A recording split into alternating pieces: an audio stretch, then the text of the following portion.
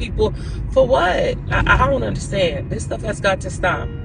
This has got to stop. We want strong, healthy kingdom marriages. And a great part of marriage is sex and attraction and love and romance and cuddling. God wants us to be happy, whole, and healthy. Okay? Why would God make all these beautiful people? God creates, nothing that God creates is ugly. Nothing that God creates is ugly.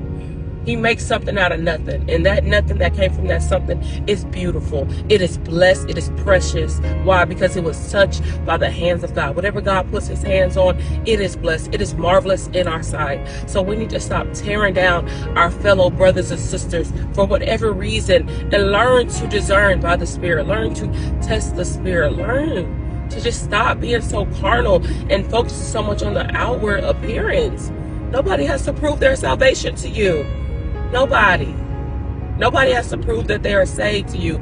Nobody has to walk around looking a certain way to prove that they are holy.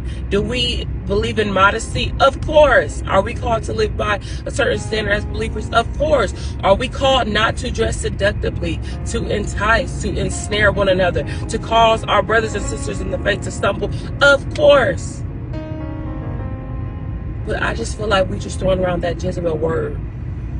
We throwing around too loosely. We're not going to label, we're not going to charge people with that just because you think they're attractive. A man, you need to marry you a woman that you're attracted to. Sister, you need to marry you a man that you're attracted to. You need to ask God to go get what you want. Otherwise, you're going to always be looking. You need to be satisfied. You need to seal the deal. Okay? Be satisfied, seal the deal. Go be fruitful and multiply and cuddle and go cuddle. Cuddle. In holiness, cuddle. Don't cuddle. If you're not married, you don't need to be cuddling. How about that? Let's just go and holy it all up. Don't do nothing I said if you're not married.